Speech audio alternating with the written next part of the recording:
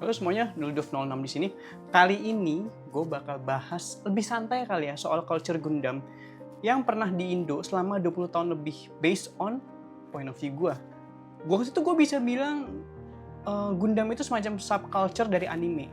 Jadi nggak semua orang aware soal apa itu Gundam atau even Gunpla tuh apa gitu. Waktu itu orang lebih ngecap Gundam itu sebagai anime klasik yang sering kali disejajarin sama anime-anime mecha lawas lah kayak Voltes V, Mazinger Z, apalagi tuh Zambot, Ideon gitu-gitu lah. Jadi hobi Gundam saat itu bisa dibilang hobi yang niche banget, sangat terkerucut banget, nggak semua orang tahu gitu. Karena waktu itu exposure Gundam pun juga ya nggak segede sekarang dan tidak mendunia sekarang gitu dibanding zaman dulu gitu. Zaman dulu susah. Waktu itu akses untuk nonton Gundam itu cuma ada dua. Either lu nonton di Indosiar yang pagi-pagi 6:30 sebelum berangkat sekolah itu Gundam Seed, gue inget banget. Atau dalam format VCD atau DVD bajakan yang biasanya lu bisa beli di ITC atau online shop. Atau kalau internet lu cepet saat itu, lu bisa download langsung lewat torrent gitu.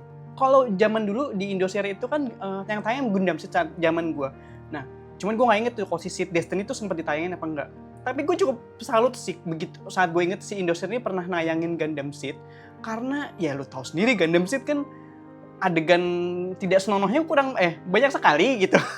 Jadi aku cukup salut sama orang-orang staff di Indosiar itu yang mengeditnya dengan ciamik. Untuk exposure Gundam saat itu gue bisa bilang cukup, tapi nggak sebesar sekarang. Dulu ada sebuah toko resmi, ini apa sih anak-anak zaman dulu pasti tahu nih, yang interiornya itu temanya spaceship yang memang didedikasikan untuk jualan Gunpla. Yang lokasinya ada di cabang utama Key Station Pondok Indah, tapi sekarang udah jadi waterboom sih. Namanya adalah G-Base. Nah, di situ biasanya segala macam event-event yang ada hubungannya sama Gundam itu secara resmi dilakukan di sana. Dan yang paling ditunggu-tunggu saat itu adalah kompetisi bakak atau kalau sekarang lebih dikenal dengan GBWC. Jadi dulu sebelum nama eventnya GBWC, seperti yang kayak kita kenal sekarang, nama kompetisinya itu adalah bakak. Nah, dia itu adalah akronim dari Bandai Action Kids Asia Cup. Waktu itu ranah kompetisinya itu memang kayak sebatas region Asia aja waktu itu. Nah, konsep eventnya pun juga sama kayak sekarang. Cuman bedanya, kalau sekarang para pemenangnya dan karya-karyanya itu kan dibawa ke Jepang. Kalau waktu itu dibawanya ke Hong Kong. Khusus untuk juara satu, saat itu para pemenang juara satunya ini juga ikutan dibawa ke Hong Kong dan menyaksikan si final si bakaknya ini. Nah, di acara event itu karya-karya kita itu akan dinilai oleh si Katsumi Kawaguchi sama Mr. Bakak. Untuk yang nggak tahu Mr. Bakak, jujur itu sangat normal karena Mr. Bakak itu adalah semacam maskot dari kompetisi itu, yang dimana wujudnya itu adalah sebagai orang yang wrestling gitu, yang lu tau gak sih yang Smackdown kan biasanya ada yang pakai topeng tuh. Nah, kira-kira kayak gitu. Waktu itu gue kurang tahu kenapa mereka pakai konsepnya itu ya gitu. Kenapa nggak pakai kayak entah itu pakai baju Gundam atau mungkin pakai seragamnya White Base atau apa. Cuman kalau gue recall lagi, saat itu early 2000 trennya adalah wrestling, Smackdown. Jadi mereka mungkin mengambil kesempatan itu untuk menjadikan si Mr. Bakak ini sebagai maskot dari si Mr. Bakaknya itu. Untuk ketersediaan atau availability Gunpla saat itu, gue bisa bilang justru lebih baik. Sorry menyori nih. Karena saat itu banyak toko hobi yang bertema anime, yang jualan merchandise anime, yang juga biasanya juga jualan Gunpla. Nah, biasanya distributor dari masing-masing toko itu berbeda-beda dan beragam-ragam. Jadi variasi dan chance lo untuk nemu Gunpla yang aneh-aneh yang jarang ada di market itu jauh lebih tinggi dibanding sekarang. Lo bisa tiba-tiba dapat GP01 variasi yang kolaborasi sama Linkin Park atau mungkin sama si itu apa sih gue inget Nami Amuro kalau nggak salah ya, itu pernah ada juga. Atau mungkin Dengeki Hobby dengan majalah gaibnya itu yang setiap lu beli majalah yang si Dengeki Hobby ini lu bisa dapat kayak model kit sisipan dari mereka yang biasanya bisa disetarain sama kayak entry grade, nggak entry grade lah ya, bisa disetarain sama first grade-nya sekarang lah gitu. Tapi itu biasanya first grade-nya ini bisa disatukan dengan high grade-nya gitu-gitu. Macam-macam deh waktu itu. Saking bervariasinya toko-toko anime dan Gundam saat itu, dulu gue punya pengalaman sama temen gue nyari toko Gundam di daerah Mangga 2. Nah, kita tuh nyari bareng-bareng, keliling-keliling nggak ketemu. Nah, kita sampai SMS si ownernya. Dan rupanya tokonya ada di dalam toko gesper, dan di balik gesper itu ada tumpukan semacam kardus Gundam yang masih brand new, dan sebagian besar itu limited edition semua. Kita yang waktu itu masih kuliah, gue masih awal kuliah, dia udah pertengahan kuliah itu udah kayak ketar-ketir, udah kayak wah gitu. udah kayak orang panik lah waktu itu. Untuk rate harga rata-rata Gunpla saat itu ada di range kisaran 90 kali 110 lah. Dan itu udah yang paling mentok ya. Udah paling mentok mahal bahkan. Tapi ya waktu itu dengan kondisi ya gue saat itu juga masih bocil kelas SMP menuju SMA lah gitu. Jadi segitu ya tetap mahal banget gitu kalau even lu mau punya MG gitu, karena ya lu jatuhnya mesti hemat-hemat, nggak usah jajan dulu gitu selama seminggu, 2 minggu, even sebulan gitu kalau mau MG yang bagus banget gitu kan. Untuk exposure komunitas Gundam saat itu ya gue bisa bilang tidak segede sekarang. Karena seperti yang gue bilang sebelumnya, Gundam saat itu jatuhnya kayak subculture anime yang niche banget, nggak semua orang tahu. Dan saat itu sosial media juga tidak semasif sekarang gitu, yang dimana informasi cepat banget kita terima gitu kan.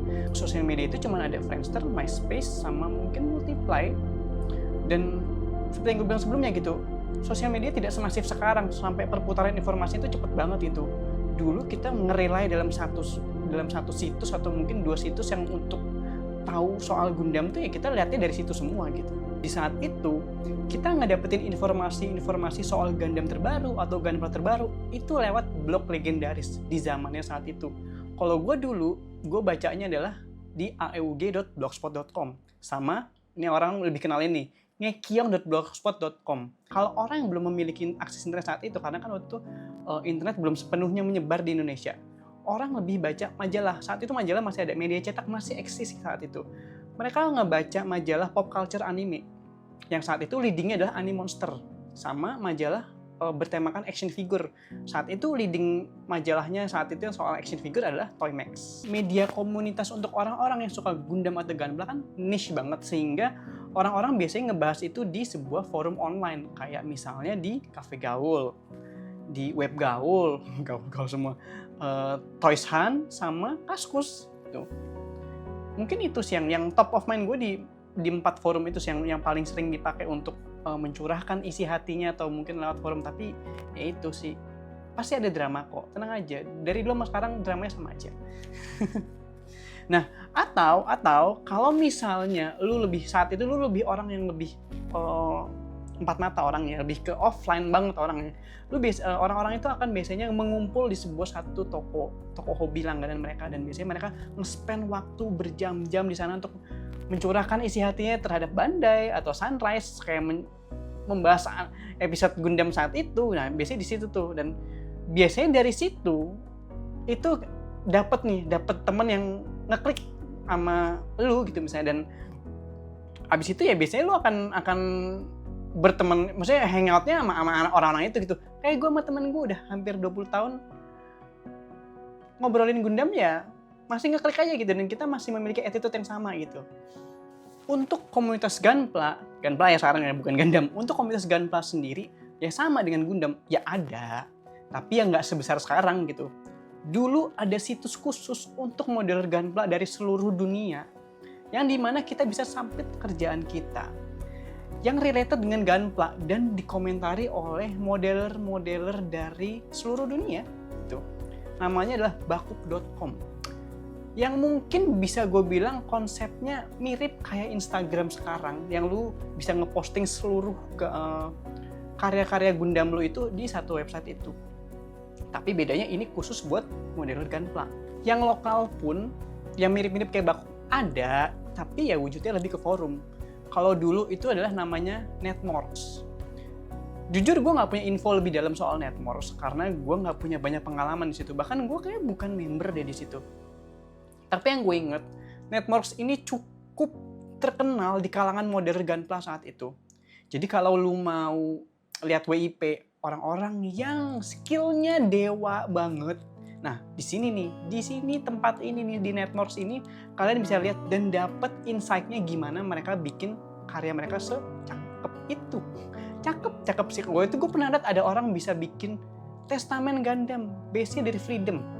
Ingat ya, dengan teknologi 20 tahun yang lalu orang bisa bikin Testament Gundam dari Freedom Gundam tuh keren banget sih. Oke, Jadi itulah kira-kira gambaran seperti apa culture Gundam dan Gunpla di Indonesia 20 tahun yang lalu. Ada yang lebih baik, ada yang lebih buruk dibanding sekarang. Kalau kalian sendiri gimana? Waktu awal-awal terjerumus di Gundam, apakah aksesnya sudah mudah atau belum?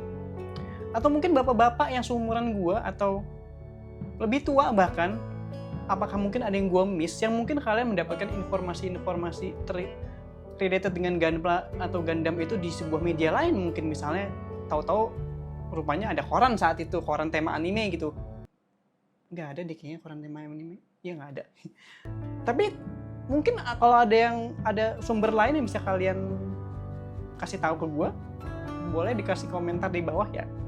Sniludov06 signing out.